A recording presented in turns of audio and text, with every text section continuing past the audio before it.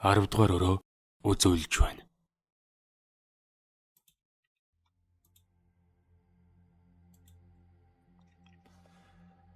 Хамаатны нилээд одон ах маань хөдөө явахынхаа өмнө надад нэг жигтэй зүйл ярьж билээ. Тэр ахыг Лүндэ гэдэг. Бага залуутай барилдаг, бие хаасайтай, аймгийн начин цол дээр байсан юм. Аавын ярьдгаар Лүндэ ах дөнгөж 17 настай байхдаа аймгийнхаа олон сумын наадамд очиж барилдан 4 үзүр балаалдаг. 5 сумын наадамд амжилт гарган сумын заан цолоо баталсан гэдэг. Хамаатныхан маань Лүндэ ахыг бүх байсан гэж ихэд багархан ярьдаг байлаа. Харин манер өөрөө энэ тухай ам нээх дурггүй. Залуудаа өмсөж байсан зодог шуудаг малгай босод эд зүйлсээ хүртэл өвөөгийн татгалж өгсөн.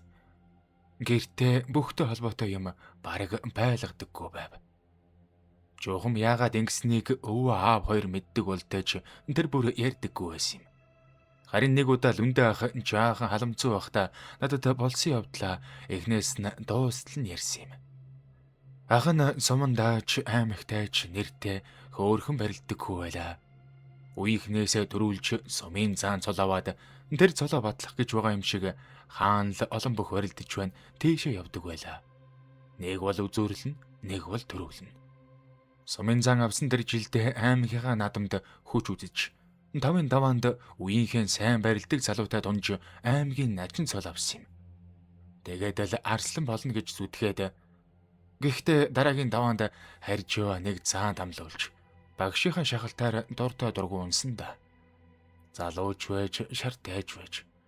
Аймагтаа арслан болж чадахгүй юм бол өөр аймагт очиод арслан болно гэд л удчихсан. Тэр үед манай ээжийн талынхан өврийн хангаагаар нутгалдаг байсан юм.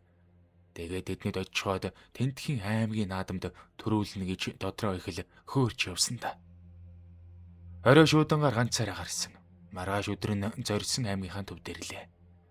Манай хамаатных аймгийн төвөөсөө нилээд зайтай морир бол өдрийн газар. Намайг ирэхэд ээжийн ах готов тосч авах ёстой байсан ч ирсэнгүй. Би яагаа мэдэхгүй байтал шуудангийн жолоочоор дамжуулж уцтуулсан юм. Ах нь сумын төв дээр ирчихсэн байна. Захын Тентхийн мотоциклийн засвар дээр ахынх нь цэнхэр мотоцикл байгаа. Тэрийг унаад нааша хүрээд ир. Эгчийнх нь би өвдөд чам руу дөхөж чадахгүй. Сумын төв дээр шууд хүрээд ир. Цаашаа чамтай цог хөдөө явъя. Наадам чинь угаасаа 4 өдрийн дараа болно. Аймгийн стадионч засч дуусаагүй байгаа гэдэг байгаа. Ингээд л би олон юм бодлого зах орж мотоциклийн засвараас ахынхаа цэнхэр мотоциклийг аваад сумын төвийн замыг сайн заалгаж яваад явлаа. Нар бараг жаргаж байв. Тэр засварчин ах намайг гарахын өмнө харахны хормон зам гайгүй. Гэхдээ шөнөөр яваад хэрэггүй. Хайрхны бараа харагдмагц нилээд алсуур тойроод яв. Тэгээд цаашаа дэвсч ихвэл гайгүй гэж хэлсэн. Би заа гэж хэлчихээд нэг чихээрээ оруулаад нөгөө чихээрээ гаргасан да. Тэр үед залуу байсан. Хөдөөний хүн байж шүн хээр явахын ямар байдгийг ч мэднэ. Гэхдээ айх зүйл гэж бодоогүй. Өдөлгөө мотоциклийн гэрэлд уулын бараа үзэгдэж эхлэв. Хайрхан. Шүн аль хэдийн болчихсон. Сарны гэрэлж барг байсангүй. Гэхдээ би хурдан хөрхийг бодоод засварчны хэлснийг ч мартчихсан. Яг л хайрхны хормойг бараад нь цааш явлаа. Нилээд явсны дараа том гихчийн жалга тааралдав. Гүдэгтэл тэр үед гинт мотоцикл унтарчихсан. Би яаж жоролдоод асааж чадсангүй. Мотоцикл сайн мэддэг хүн биш болохоор жаал ноцолдож байгаад шантраад хээр талд ганцаараа суужглаа. Хар шүн эзүүгээр ойр хавьд гэрэлчихв. Ээж хэсэг тамхи нэрд суугаад хүнийг мэдсэн нойр хүрээд эхэлсэн. Том ахыхаан зэргийн харан зэг үүрч явсан юм. Дотроос нь илүү дээлээ гаргаж газар дэвсэд өмсөж явсан дээлээ нөмрөөд хэсэг дугхийг их шүү юм бодлоо. Одоо утгаар үн тэнэг байж тээ. Өдөөний хүн байж жалганы бараа түшээд хар шүн ганцаараа унтах гэж байдаг. Хэсэг зөөрмөглөх хайдлаа. Гэтэл яг унтахын даваан дээр нэг л эвгүй санагдаад болдог. Ямар нэг юм буруу байгаа мэт. Чимээгүй, бүр хэтэрхий чимээгүй. Сайлэгчгүй, нохоож уцахгүй. Алсад малын дууч сонсогдохгүй. Нэг мэдсэн жаахан жирэхэд явчихлаа. Эндээс явъя гэж удаад бошуу баслаа. Мотоциклээ түрээд жуулдах явъя гэж бодоод хартал мотоцикл алга. Гэхдээ яг саяхан миний хажууд байсан мотоцикл бүр байдаггүй шүү. Гэхдээ би бүр хэсэг хөдөлж чадалгүй зогсов. Юу л болоод байна да гэсэн шүү юм бодоод гарч хідэнгээ асааж эргэн тойрон тусгалаа. Юу ч алга. Харанхуу мотоцикл ч байхгүй.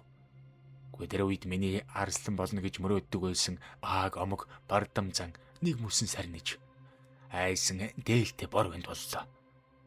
Машин тэрэг хүн амьд явж байсан бол хүнээс тусамж гуйчихна. Гэтэл юуж байсангүй.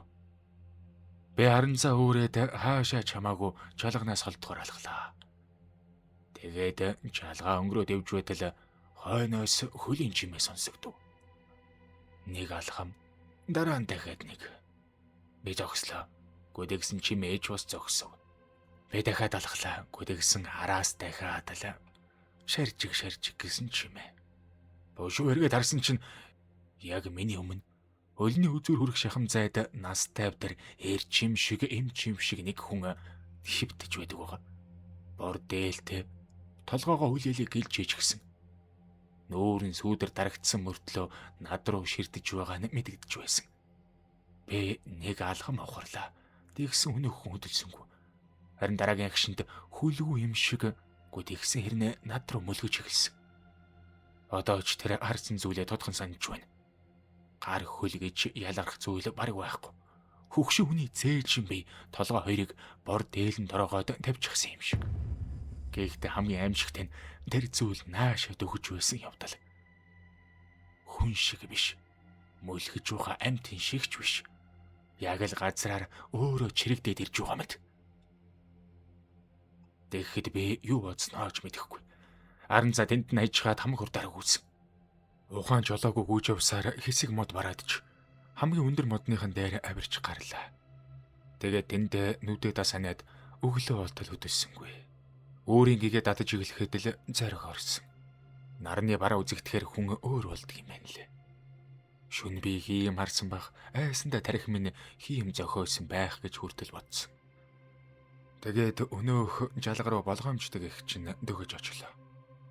Тэгсэн мотоцикл маань яг анх оргисон газараа байж байдаг байгаа. Миний харанзнаас бусд нь ч бас хിവэрэ. Харанзаа жалганы наахан талд шүн сандарч байхдаа хаа нэгтээ шидчихсэн байж.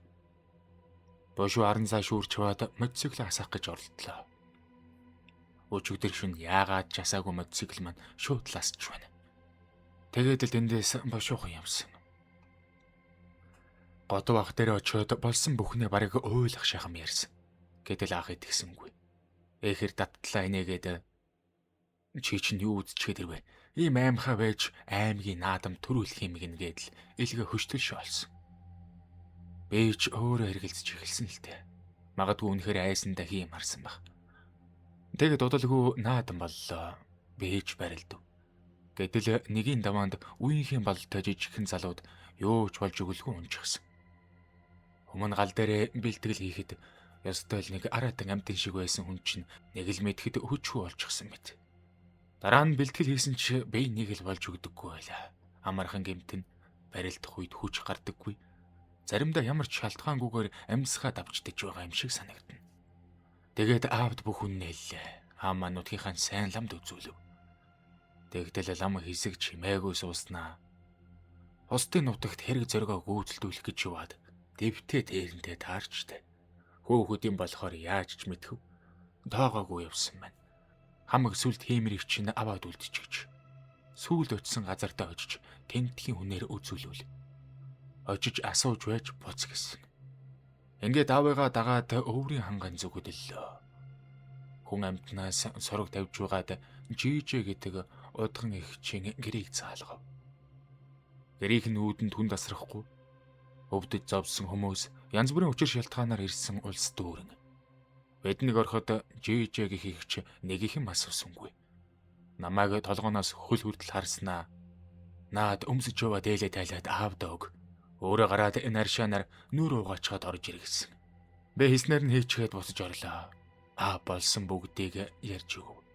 Жижигч хэсэг чимээгүй сууснаа над руу хараад ганц хөл тээрэнд хамаг сүлт хиймраа соруулжтэй хүмэн.